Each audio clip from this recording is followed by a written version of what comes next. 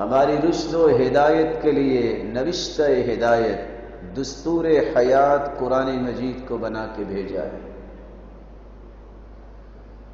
اور قرآن مجید ایک حقیقت کو واضح کرتا ہے، وَتَمَّتْ كَلِمَةُ رَبِّكَ صِدْقًا وَعَدْلًا۔ اللہ سے بڑھ کر نہ کسی کی سچی کلام ہے، نہ اللہ سے بڑھ کر کسی کے دیانت پر مبنی کوئی فیصلے ہو سکتے ہیں۔ اللہ تعالیٰ کی ہر کلام صداقت و عدالت کی اس بلندی پہ ہے، پوری کائنات کی صداقت و عدالت جمع ہو جائے تو اس پر قیاس کرنا بھی انسان کی کم عقلی ہوگی۔ اللہ کی کلام جب سچی ہے، اس نے ہادی و مرشد بھی اس ہستی کو بنایا جس کو دشمن بھی صادق اور امین کہا کرتے تھے۔ 40 سال زندگی گزارنے کے بعد دلیل اگر پیش کی ہے رسول اللہ صلی اللہ علیہ وسلم نے، تو کون سی دلیل پیش کی ہے؟ لَقَدْ لَبِثْتُ فِيكُمْ عُمَرًا مِّن قَبْلِ، میں نے تم میں 40 سال گزارے ہیں، کبھی مجھے جھوٹ بولتے دیکھا آپ نے؟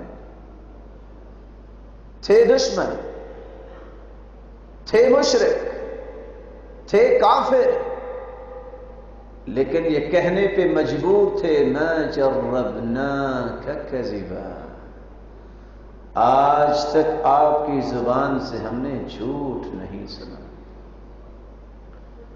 یا امت محمد صلی اللہ علیہ وسلم، اے امت محمد، آپ اس ہستی کی امت ہیں جس جیسا سچا انسان اللہ نے دنیا میں بھیجا ہی نہیں۔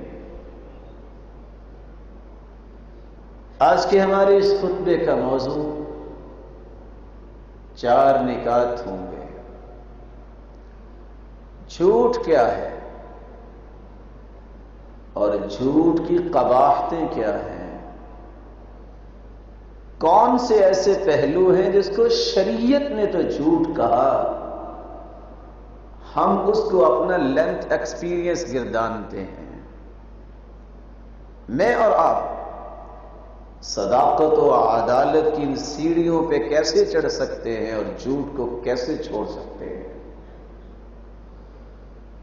پہلا نکتہ، جھوٹ کو عربی زبان میں الکذب کہا گیا ہے۔ کذب یکذب، اس سے مراد جان بوجھ کر غلط بیانی کرنا، خلاف حقیقت بات کرنا۔ کذبت العین، جب بولا جاتا ہے تو اس کا مطلب ہوتا ہے آنکھ کا دھوکہ دینا۔ جھوٹ بول کر انسان مسلمانوں کو تو دھوکہ دیتا ہی ہے، وہ سمجھتا ہے کہ میں نے رب کو بھی دھوکہ دے دیا۔ کذبہ اکذب، کسی کو جھوٹ پر تیار کرنا، آمادہ کرنا۔ جھوٹے انسان کی سب سے بڑی خاص یہ ہوتی ہے کہ پوری دنیا میرے جیسی جھوٹی بن جائے تاکہ میرا جینا آسان ہو جائے۔ التکاذیب لغویات اور جھوٹی باتوں کو کہتے ہیں۔ رسول اللہ صلی اللہ علیہ وسلم نے ایک پیمانہ دنیا کو دے دیا۔ کسی کے ایمان کی پیمائش کرنا چاہتے ہو تو پیمانہ یہ ہے، من حسن اسلام المرء ترکہ ما لا یعنی، جس چیز کا مقصد نہیں ہے، جو چیز درست نہیں ہے، اس سے اپنے آپ کو دور لے جانا، اس کو چھوڑ دینا، یہ خوبصورت ایمان کی نشانی ہے۔ قولوا قولا سدیدا، سیدھی بات کہو. کیا ہوگا؟ یصلح لکم اعمالکم، تمہارا ہر کام اللہ درست کر دیں گے. یہ وعدہ کس کی طرف سے ہے؟ اللہ کی طرف سے. ومن اصدق من اللہ حدیثا ومن اصدق من اللہ قیلا انہ کان وعدہ مأتیا. اللہ سے بڑھ کے بھی کوئی سچا ہے؟ اللہ سے بڑھ کے بھی کسی کی کلام سچی ہو سکتی ہے؟ انہ کان وعدہ مأتیا، اس کے وعدے تو پورے ہوئے ہیں. ان اللہ لا یخلف المیعاد، وہ خالق ہے، مالک ہے، قادر مطلق ہے، وہ اپنے وعدوں کو توڑتا نہیں ہے، پورا کرتا ہے. پھر قرآن کی یہ 4 آیتیں سننے کے بعد بھی کوئی کہے کام تو میرا جھوٹ سے ٹھیک ہوتا ہے، سچ سے نہیں، کس کی بات کو مانے؟ یصلح لکم اعمالکم ویغفر لکم ذنوبکم.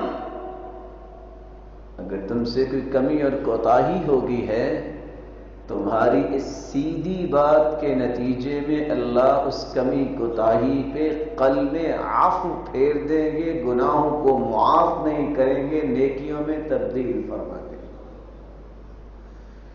واللہ راح فی الصراحہ، اللہ کی قسم دل کی راحت صحیح بات کرنے میں ہے. یہی وجہ ہے رسول اللہ صلی اللہ علیہ وسلم نے فرمایا جھوٹ یہ انسان کو منافق بنا دیتا ہے، عملی منافق. یہ ایمان کا مخالف ہے. اور منافقت قلبی اضطراب، قلق، پریشانی، فرسٹریشن، ڈپریشن، یہ ساری مرضیں اگر پیدا ہوتی ہیں، جہاں یہ جسمانی مرضیں ہیں وہاں یہ روحانی بیماریاں بھی ہیں. جب منافقت ہو تو یہ چیزیں خود بخود عود کر آتی ہیں.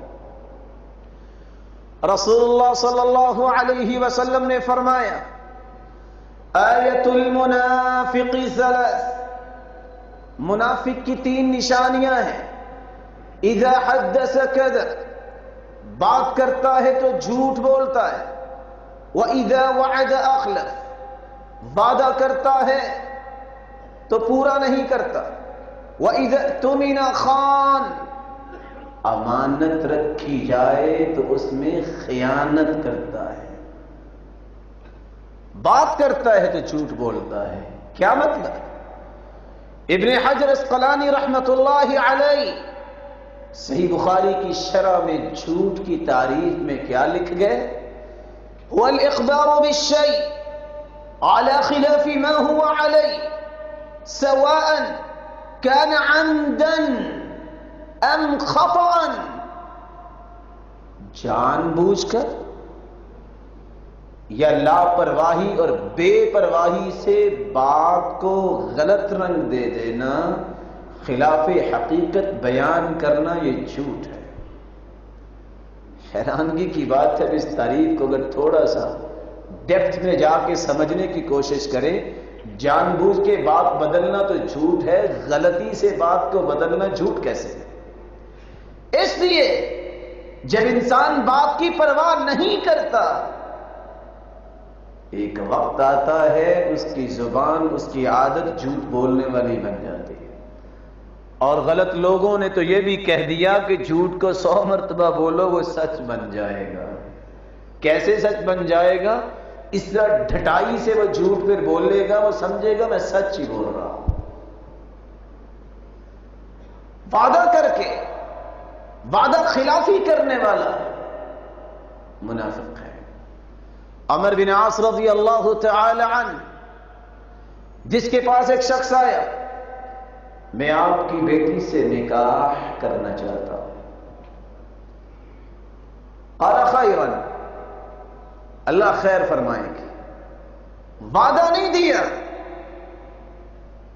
بے ہوش ہو گئے بیماری کی حالت میں. ہوش میں آئے تو لوگوں کو اکٹھا کیا، میری بات سنو.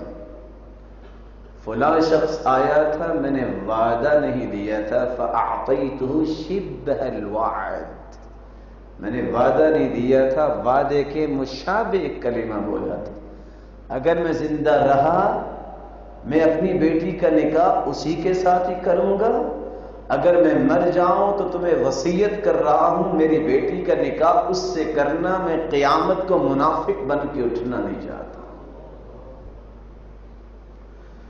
وَإِذَا اؤْتُمِنَ خَانَ، امانت میں خیانت۔ امانت تین چیزیں، الفرائض، جو شخص کہتا ہے میں نے تو کبھی مال میں خیانت نہیں کی، نماز نہیں پڑھتا، سب سے بڑا خائن۔ فرائض امانت ہے۔ امانت کی دوسری قسم المنصب، عہدے دار، ذمہ دار، اپنی ذمہ داری کو صحیح ادا نہیں کرتا، خائن ہے۔ رسول اللہ صلی اللہ علیہ وسلم کا فرمان ہے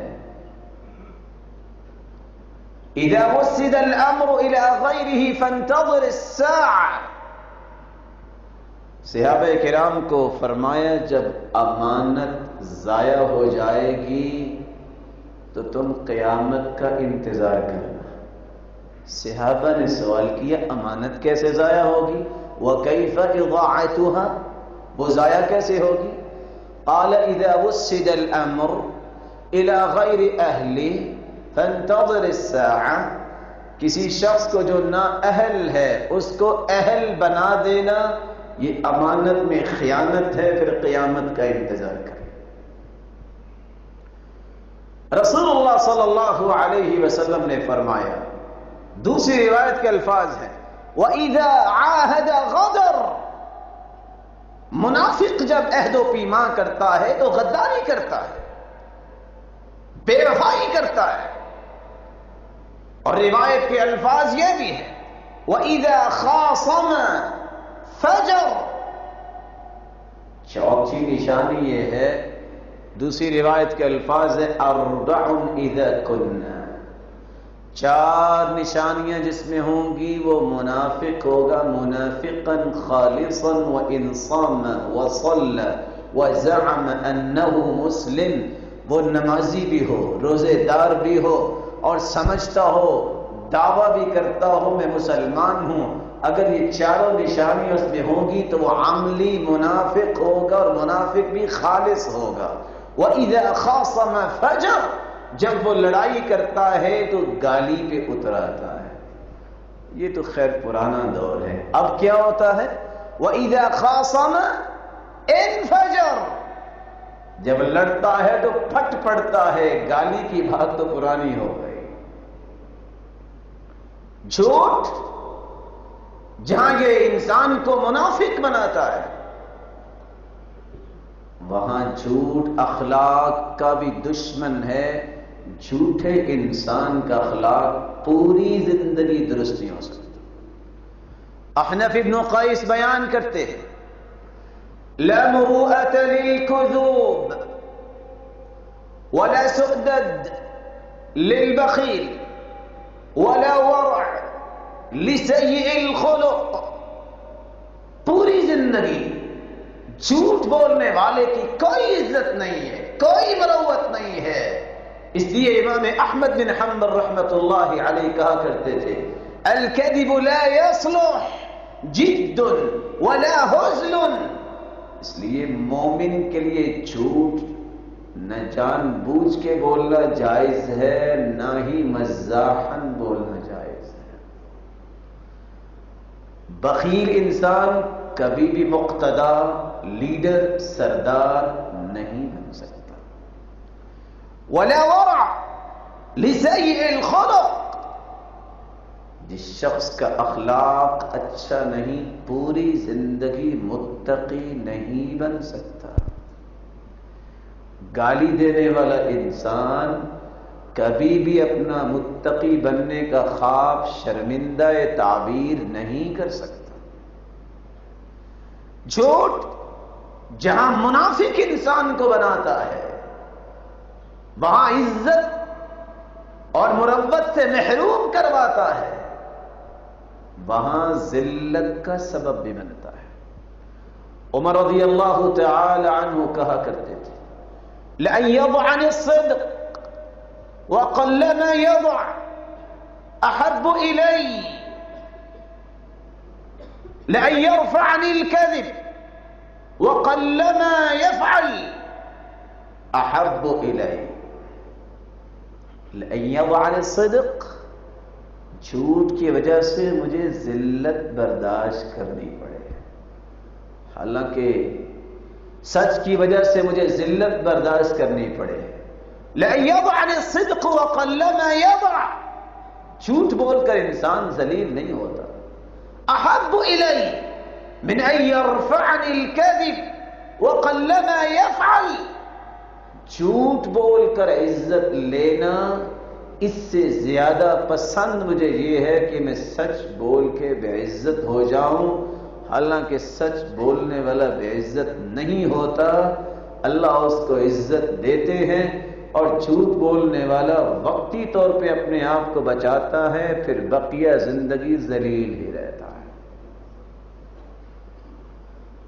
چوتھی بات، اور یہ پیغام بڑے غور سے سننے والا ہے، سیدہ عائشہ رضی اللہ عنہا فرماتی ہے كان اذا اطلع على احد من اهل بيته كذب كذبة لم يزل عنه معرضا حتى يحدث منه توبة، رسول اللہ صلی اللہ علیہ وسلم کو جب پتہ چل جاتا فلاں شخص نے جھوٹ بولا ہے، اس وقت تک اس سے ہم کلام نہ ہوتے جب تک اسے جھوٹ سے توبہ نہ کروا لیتے۔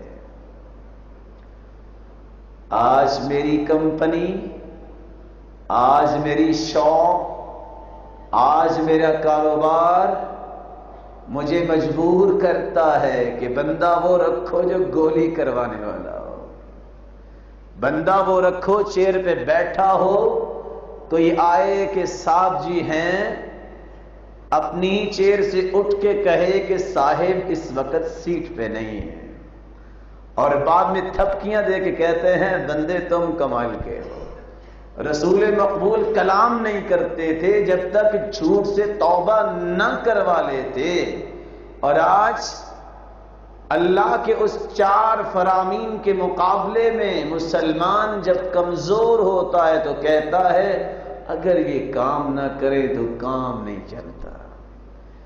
عبد الرحمن ابن عوف رضی اللہ عنہ ارضاہ، کون عبد الرحمن؟ عالمی منڈی میں صف اول کے تاجر، اور صبح کی نماز کے وقت بھی صف اول کے نمازی،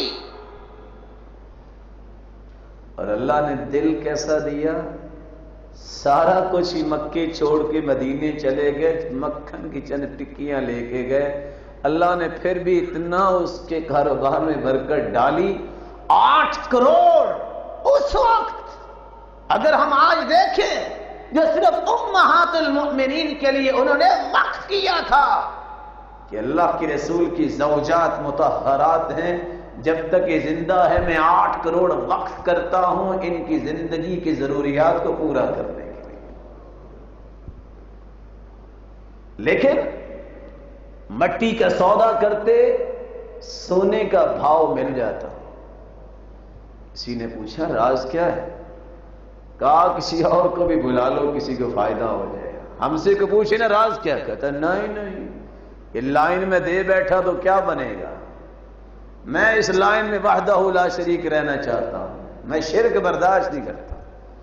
کہا بلاؤ، 3 راز بیان کیے۔ کہا پہلا راز یہ ہے میں نے آج تک کاروبار کے اندر جھوٹ نہیں بولا۔ دوسرا راز، میں نے کاروبار کی وجہ سے آج تک نماز با جماعت نہیں چھوڑی۔ تیسری بات، میں نے آج تک نشہ اور طمع اور حرص اور لالچ نہیں کی، سنت سمجھ کے تجارت کرتا ہوں. 1000 اونٹ خریدے اور میرا قانون یہ تھا کہ میں جانور 3 دن سے زیادہ اپنے پاس نہیں رکھتا تھا. 1000 کے 1000 جس قیمت میں لیے اسی قیمت میں بیچ دیے. اللہ نے عقل دی تھی، دانش دی تھی. ڈیل کرتے وقت کہا کہ مال اتنے کا ہی دیتا ہوں جتنے کا آیا، لیکن رسی میں اتاروں گا. رسی کو میں نے اتروایا اور 1000 اونٹ کی رسی کو 1 درہم کے بدلے بیچ کے 1000 کا پروفٹ اللہ نے مجھے وہاں میں دے دیا. عمر بن عبد العزیز رحمت اللہ علیہ 2 سال کے اندر پوری کائنات میں اگر عدل کو قائم کرتے ہیں، راز کیا ہے؟ کسی نے پوچھا تم کون ہو؟ تمہاری شخصیت کتنی پیاری ہے، راز کیا ہے؟ قال ما كذبت كذبا منذ شددت علي ازري. جب سے مجھے ہوش سنبھالا ہے میں نے، مجھے سمجھ آئی ہے کہ میں انسان ہوں، سگرے فنی سے لے کر آج تک میں نے ایک جھوٹ بھی نہیں بولا. بلال رنگ بھی تیرا کالا، ہو بھی تم غلام، اور جنت میں سرتاج رسول کے آگے آگے چلتے ہو اور اس کی آہٹ سنائی دیتی ہے. راز کیا ہے؟ ایک راز تو یہ تھا کہ ہر وقت باوضو رہتے اور وضو جب کرتے 2 رکعتیں پڑھتے. دوسرا راز اپنی زبان سے بول کے کہتے ہیں میں کذبت کذبا منذ اسلمت. جب سے مسلمان ہوا ہوں آج تک میں نے ایک بھی جھوٹ نہیں بولا. چوتھی قباحت، اللہ کے رسول اعراض کر لیتے ہیں جھوٹے انسان سے جب تک وہ توبہ نہ کر لے. 5ویں قباحت، رسول اللہ صلی اللہ علیہ وسلم نے فرمایا زندگی، مال، گھر بار، اہل و عیال میں بے برکتی آ جاتی ہے جب انسان جھوٹ بولتا ہے. صحیح بخاری مسلم کی روایت ہے البیعان بالخیار ما لم يتفرقا فإن صدقا وبينا بورك لهما في بيعهما وإن كتما وكذبا محقت بركة بيعهما. ڈیل کرنے کے لیے 2 بھائی بیٹھتے ہیں، ایک بائع ہے ایک مشتری ہے، بیچنے والا ایک خریدنے والا. بیٹھے بیٹھے جو ڈیل ہو جائے، جب وہاں سے اٹھ کے چلے جائے، فرقت بالابدان فرقت بالکلام، گفتگو بھی ختم، مجلس بھی ختم. جب اٹھ کے چلے جائیں پھر ڈیل ختم کرنے کا مجاز دونوں میں سے کوئی نہیں ہوتا. ایک شرط ہے، اگر 3 دن کی گنجائش دے دے، سوچ لو 3 دن کے اندر کوئی تبدیلی کرنی ہے تو بتا دینا. اگر 3 دن سے اوپر گزر جائے ڈیل کو ختم کرنا جائز نہیں. آج مسلمان اسی پہ فیل ہو جاتا ہے. امام بخاری رات کو 5000 درہم کا سودا کرتا ہے. صبح نماز سے فارغ ہوئے ایک تاجر کہتا ہے اسی مال کا 10,000 لے لو، مجھے اٹھوا دو. کہا ابھی میرا ایمان زندہ ہے، کسی اور سے رابطہ کرو. مال اٹھوایا نہیں، ابھی وعدہ اس سے کیا. کہا ابھی میرا ایمان زندہ ہے، کسی اور سے رابطہ کرو. کیونکہ مومن کے سامنے سب سے بڑی متاع ایمان ہوتا ہے، اس کے سامنے متاع مال نہیں ہوتا. وہ سمجھتا ہے کہ مال، رأیت الناس قد مالوا إلى من عنده مال فمن لا عنده مال فعنه الناس قد مالوا. وہ جانتا ہے کہ میں نے دیکھا ہے لوگ مائل ہو رہے ہیں، بھاگ رہے ہیں تو اس کی طرف جس کے پاس مال ہو، اور میں نے دیکھا کہ لوگ دور ہٹ رہے ہیں، نفرت کر رہے ہیں تو اس سے جس کے پاس مال نہیں ہے. رأیت الناس قد ذهبوا إلى من عنده ذهب ومن لا عنده ذهب فعنه الناس قد ذهبوا. لوگ پجاری ہیں سونے اور چاندی اور مال کے، جس کے پاس مال ہوگا اس کی طرف دوڑتے جاتے نظر آئیں گے، اور جس کے پاس مال نہیں اس سے دور دوڑتے نظر آئیں گے. لیکن درہم، دینار، کسی نے پوچھا مالک ابن دینار سے، یہ دینار کیا ہے؟ کہتے تم نے پڑھا نہیں؟ دین نار. حلال کا ہوگا تو دین بچے گا، اگر حلال کا نہ ہوا تو دین کی بجائے نار، آگ کا تمہیں ایندھن بنا دے گا. درہم، درہم کیا ہے؟ درۃ یتیمہ، درہ موتی کو کہتے ہیں، ہم غم کو کہتے ہیں، فکر کو کہتے ہیں.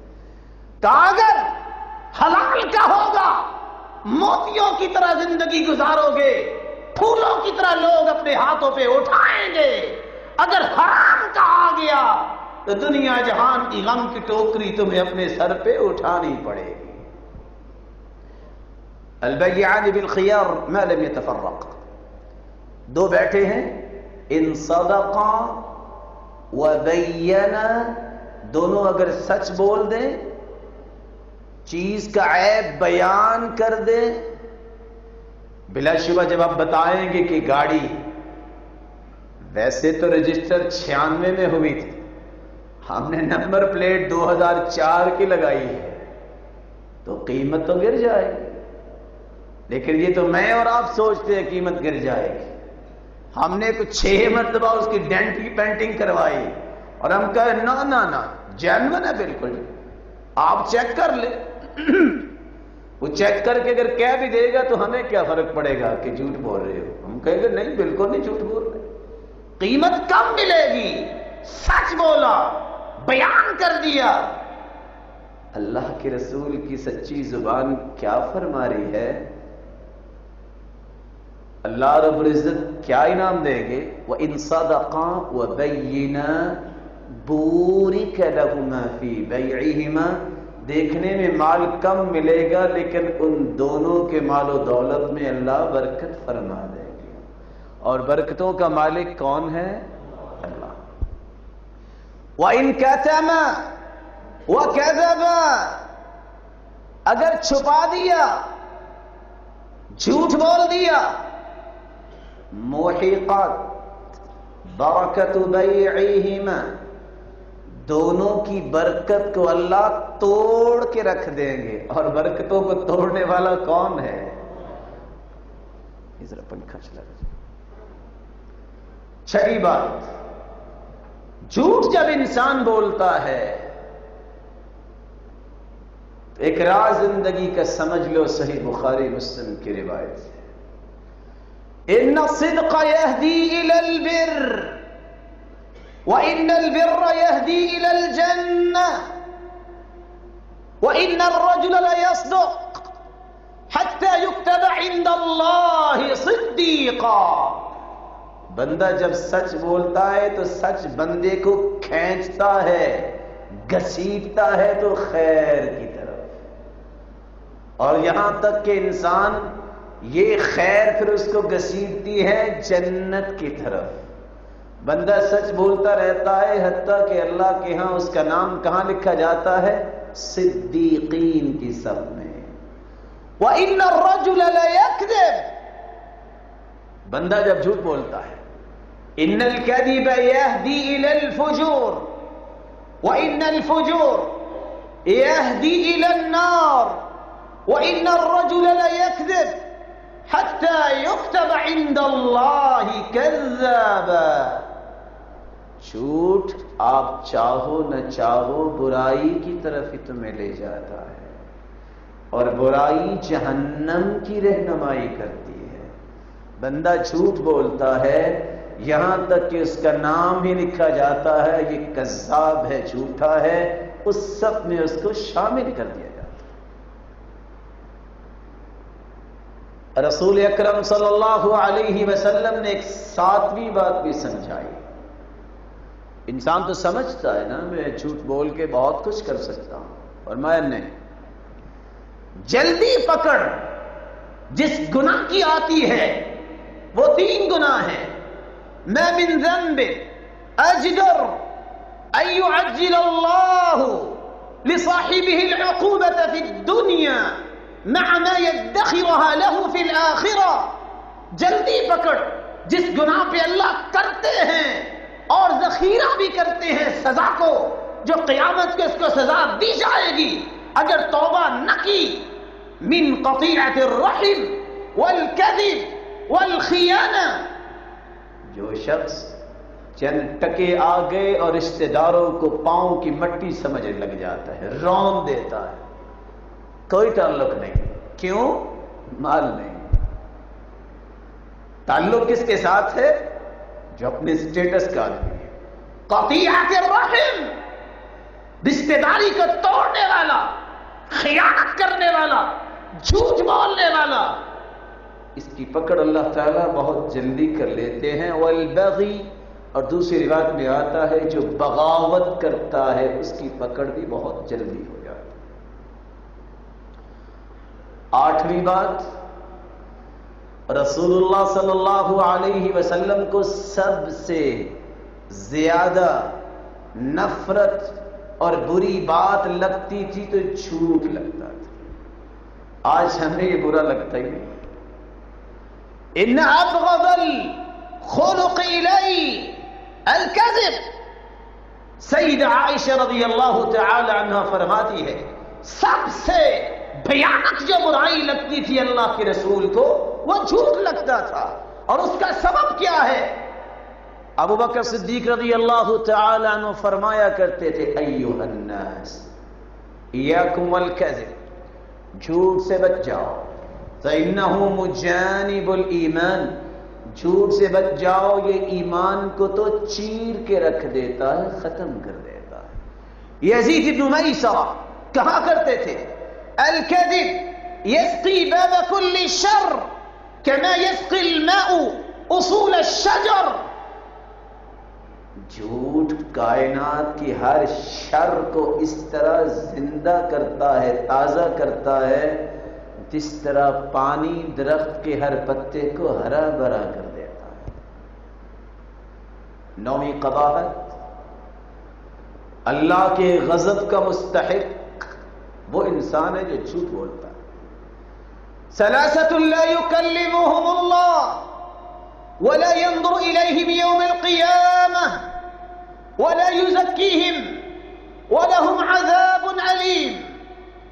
3 ایسے بدبخت ہیں جن سے اللہ ہم کلام نہ ہوں گے، نظر رحمت نہ ڈالیں گے، انہیں پاکیزہ نہیں بنائیں گے. وہ 3 لوگ کون سے ہیں؟ ملک کذاب، شیخ زانی، وعائل مستکبر. ایک شخص بوڑھا ہو گیا ہے اور پھر بھی زنا کرتا ہے، شیطان کا پنجہ اور شکنجہ اس پہ ابھی تک کسا ہوا ہے. اور تینوں پہ غضب کیوں ہے؟ سبب سمجھیے. اس طرح کی بےراروی تو جوانوں کو آتی ہے، بوڑھا ہو گئے اب کیا ہے؟ اب سوائے شیطانیت کے اور کیا ہے؟ قوت، اطمئنان آ چکا ہوتا ہے، شہوت ٹوٹ چکی ہوتی ہے، پھر بھی شیطان کے شکنجے میں ہے. اللہ اس کی طرف دیکھے گا. عائل مستکبر ہے، فقیر لیکن اکڑ کے چلتا ہے. اکڑ کے تو وہ چلتا ہے جس کو سمجھ آئے کہ شاید میں قارون کا والد بن جاؤں گا، وہ چند ٹکے آنے سے اکڑتا ہے. جو ہے ہی فقیر اس کے اکڑنے کا تو کوئی جواز لگتا ہی نہیں ہے. اور یہ بھی ایک حقیقت ہے کہ قارون سے بڑھ کے کوئی مالدار تو نہیں بن سکتا. اور پتہ نہیں کس غصے میں آ کے شاعر نے شعر بول دیا، لیکن بولا بڑا عجیب ہے. وہ کہا کرتا تھا جب کمینے عروج پاتے ہیں تو اپنی حقیقت کو بھول جاتے ہیں. یہ کتنے کم ظرف ہے غبارے، چند پھونکوں سے پھول جاتے ہیں. چند ٹکے آئے نہیں، اپنی اصلیت ہی بھول گئے. کیسے؟ وہ روایت سنی ہوگی اس گنجے کی، اس نبینے کی، جس کو کہا فرشتے نے آ کے مجھے بھی کچھ دو، اور گنجا بن کے آیا، کہتا جاؤ جاؤ۔ اس نے کہا جانتی ہو تم بھی تو پہلے گنجے تھے نا، تو توہین کر رہے ہو؟ میرے جدی پشتی بال ایسے تھے، تم کہتے ہو میں گنجا تھا؟ نبینے کے پاس نبینہ بن کے آیا فرشتہ، یہ رب نے آزمائش کی تھی۔ اس کو بھی کہا میں نبینہ ہوں، کہا چلو چلو، جیسے آج کل آوازیں کستے نا لوگ، یہ تو مکدے ہی نہیں، اللہ سے ڈر جاؤ۔ ایک پل کے اندر وہ رب اتنی طاقت رکھتا ہے، کنویں سے اٹھا کر مصر کے تخت پہ یوسف کو بٹھا دے، وہ چاہے دیکھتے ہی دیکھتے 40 سال کے قریب حکومت کرنے والے حسنی مبارک جیسے کو پنجرے میں بند کروا دے۔ وہ تو بادشاہی بڑا ہے، وہ تو بادشاہی بڑا ہے۔ وہ کہا کرتا تھا قذافی ان کو چوہوں کی طرح مارو، اللہ نے بھی کیسے مروایا، عبرت بنا دیا۔ اکڑو نہیں، یہ مال رب نے دیا ہے، اس کا شکر کرو۔ وَمَلِكٌ كَذَّابٌ، ہو بادشاہ پھر جھوٹ بولے۔ جھوٹ تو وہ بولتا ہے کہ مجھے کوئی عہدہ مل جائے، بادشاہ بن گیا، اب تو جھوٹ کی گنجائش نہیں ہے۔ یہ 3 لوگ ایسے ہیں جن کی طرف اللہ دیکھے گا نہیں۔ 10ویں بات، قبر و حشر میں پھنس جائے گا۔ صحیح بخاری کی روایت ہے، رأیت الرجلین اللیلہ، میرے صحابہ آج رات میں نے دیکھا، الرجلین آتیانی،